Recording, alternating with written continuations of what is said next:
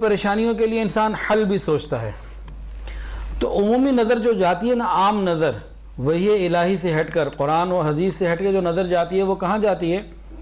وہ مال کے اوپر، اسباب کے اوپر، عہدوں پہ جاتی ہے. تو ذرا اس کو بھی ہم دیکھ لیتے ہیں. روزمرہ کے مشاہدے میں تو پہلی نظر مال وغیرہ پہ ہی جاتی ہے. دیکھیں، ایک ہے راحت اور ایک ہے اسباب راحت. دونوں الگ الگ چیز ہیں. مال سے انسان اسباب راحت تو جمع کر سکتا ہے لیکن راحت نہیں. یہ راحت دل کی یہ کوئی اور چیز ہے، اسباب راحت یہ کوئی اور چیز ہے. مال والوں کے پاس اسباب راحت تو ہوتے ہیں لیکن راحت ہے یا نہیں یہ ایک الگ بات ہے. اور عام طور سے مال والوں کے پاس راحت نہیں ہوتی.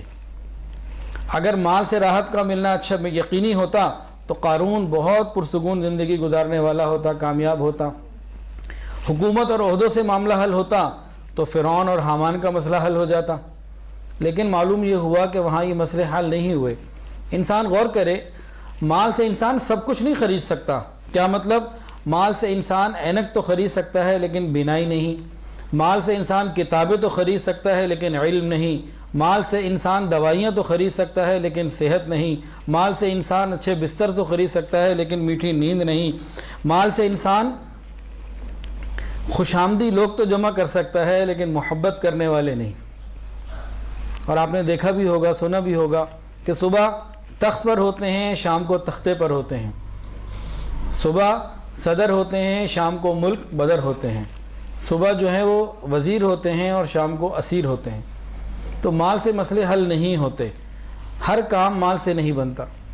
تو پھر کہاں سے بنتا ہے؟ اس نقطے کو سمجھنے کی ضرورت ہے. یہ پوائنٹ اگر سمجھ میں آ جائے ہمارے مسئلے حل ہو جائیں گے.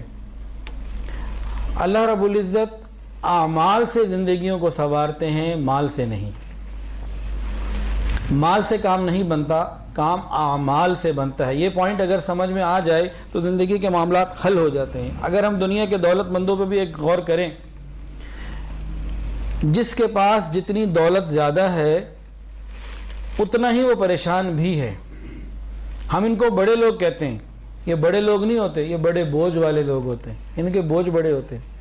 ایک سچی بات بتاؤں، غریب آدمی نا اپنا غم کسی کو کہہ بھی سکتا ہے. وہ اپنا پیٹ بھی ننگا کر لے گا، اپنی بات بھی کر لے گا. کسی کو، 2 آدمیوں کو، 4 آدمیوں کو اپنی بات کہہ بھی لے گا کہ بھی میرے پاس کھانے کو بھی نہیں، بھوکا ننگا ختم ہو گیا. کچھ بھی وہ بول دے گا، پھر بھی بول سکتا ہے. لیکن جو امیر لوگ ہوتے ہیں نا، ان کی ایک ریپوٹیشن ہوتی ہے، ان کی ایک ہوا ہوتی ہے. یہ کسی کو بول بھی نہیں سکتے. یہ اپنے غم اور اپنے دل کی باتیں کسی کے سامنے بیان بھی نہیں کر سکتے. عام آدمی تو پھر بھی کر لیتا ہے، یہ اس درجے میں بھی نہیں ہوتے کہ کسی کو بیان ہی کر سکے. ان کے غم ہی کچھ اور ہوتے ہیں، معاملات ہی کچھ اور ہوتے ہیں. ہم دنیا والے عام جو لوگ ہوتے ہیں، جب ہم دنیا والے لوگ ان کو بڑا کہہ رہے ہوتے ہیں، بڑا کیوں کہہ رہے ہوتے ہیں؟ بڑے مال والوں کو، زیادہ مال والوں کو بڑا کیوں کہہ رہے ہوتے ہیں؟ کہ ہماری نظر میں مال کی اہمیت ہوتی ہے، اس لیے جس کے پاس زیادہ مال ہے اس کو بڑا کہہ دیتے ہیں. ورنہ یہ بڑے مال والے بڑے چھوٹے دل والے ہوتے ہیں، بڑے چھوٹے ہوتے ہیں. اللہ اکبر کبیرہ. تو انسان اب غور کرے کہ بھئی کیا معاملہ. اب اگر ہم مغرب کو دیکھیں تو یورپ کدھر ہے؟ دنیاوی حساب سے، سائنسی حساب سے ان کے پاس ہر قسم کی چیزیں موجود ہیں اور ہم سے بہت زیادہ موجود ہیں. لیکن پھر بھی وہاں پریشانیاں ختم نہیں ہوتی. ایک ملک کی مثال لے لیتے ہیں.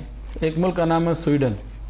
ان کا جو بجٹ ہوتا ہے سالانہ، وہ ہمیشہ نفع میں جاتا ہے. ہمارا تو خسارے میں جاتا ہے نا پاکستان کا، ان کا نفع میں جاتا ہے.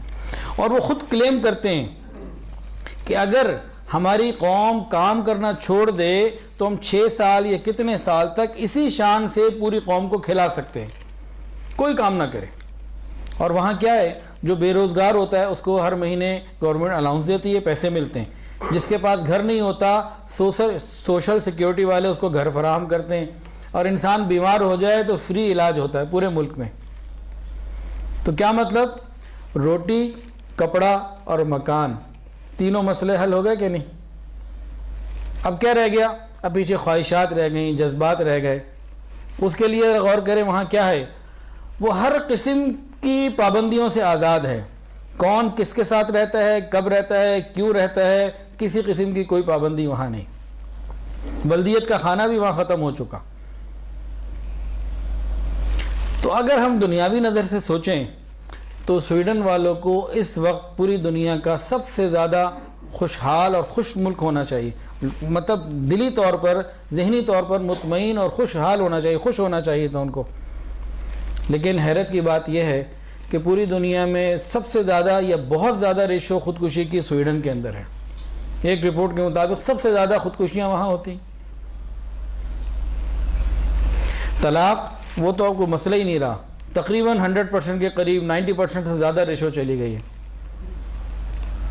ڈپریشن کی دوائیں بھی اور یہ سارا کچھ چل رہا ہے. اتنی ساری ضروریات اور خواہشات پوری ہونے کے باوجود بھی کہیں نہ کہیں کوئی معاملہ ہے. یہاں ان لوگوں کا لنک مس ہوتا ہے. یہ ہمیں پڑھاتے ہیں، لنک ان کا اپنا مس ہے اللہ رب العزت سے. اس پوائنٹ کو سمجھنے کی ضرورت ہے. اور قرآن مجید میں اللہ رب العزت نے اس چیز کو جگہ جگہ کھولا ہے. بہت ساری قوموں کی اللہ رب العزت نے مثالیں بیان فرمائیں. وہ ایک دو ذکر انشاءاللہ بھی کر لیتے ہیں. تو بات کا لب لباب کیا ہوا کہ حالات اعمال سے سنوریں گے، مال سے کبھی ٹھیک نہیں ہوں گے. نہ پہلے کبھی کسی کے ٹھیک ہوئے. ہم دنیا کو دیکھ رہے ہیں، وہاں بھی ہمیں نظر آ رہا ہے. قرآن کو دیکھیں تو اندر قرآن مجید کے بہت سارے ایسے واقعات موجود ہیں. تاہم اگر ہم انفرادی طور پر انڈیویجولی اپنے اعمال کو ٹھیک کر لیں گے، اللہ انفرادی طور پر انسان کو قلبی سکون، ذہنی سکون عطا فرما دیں گے، حالات درست ہو جائیں گے. اگر ہم من حیث الامہ اجتماعی طور پر حالات کو درست، اعمال کو درست کر لیں گے، اللہ رب العزت اجتماعی طور پر ہمارے معاملات اور حالات کو درست کر دیں گے. غلطی کہاں ہوتی ہے؟ ہم یہ چاہتے ہیں پہلے ہمارے حالات درست ہوں پھر ہم سنوریں گے. ہم یہ چاہتے ہیں. کسی سے پوچھا کہ بھئی آپ نماز کے لیے نہیں آتے، بس رہے کاروباری پریشانی ذرا دور ہو جائے پھر آؤں گا. ایک 70 سالہ بابا اور ایک صاحب 70 سال سے زیادہ ان کی عمر، ان کو کسی نے نماز کی دعوت دی تو وہ کہنے لگے بس میرے گھٹنے ٹھیک ہو جائیں پھر نماز شروع کر دوں گا. 70 سال کی عمر میں بھی امید ہے کہ گھٹنے ٹھیک ہوں گے، اس کے بعد نماز شروع کی جائے گی. حالانکہ ہم نماز کی ہر رکعت میں، بلکہ ہر نماز کی ہر رکعت میں ایک اللہ تعالیٰ سے بات کرتے ہیں. وہ کیا؟ ایاک نعبد، ایاک نعبد، پھر آگے کیا ہے؟ وَإِيَّاكَ نَسْتَعِينُ. اللہ ہم تیری عبادت کرتے ہیں اور تجھ ہی سے مدد مانگتے ہیں. پہلے عبادت ہے، پہلے عمل ہے، مدد چاہنا بعد میں ہے. تو ہمیں اپنے آپ کو پہلے ٹھیک کرنا ہوگا، گناہوں کو اپنی زندگی سے نکالنا ہوگا، پھر مدد آئے گی. جس طریقے سے ہم چاہتے ہیں اس طریقے سے اللہ کی مدد آ نہیں سکتی. اصول نہیں ہے. ایاک نعبد و ایاک نستعین. ہم اپنے عمل کو اللہ کے سامنے پیش کریں، اللہ کے سامنے جھک جائیں، پھر دیکھیں اللہ کی رحمتیں کیسے آتی ہیں.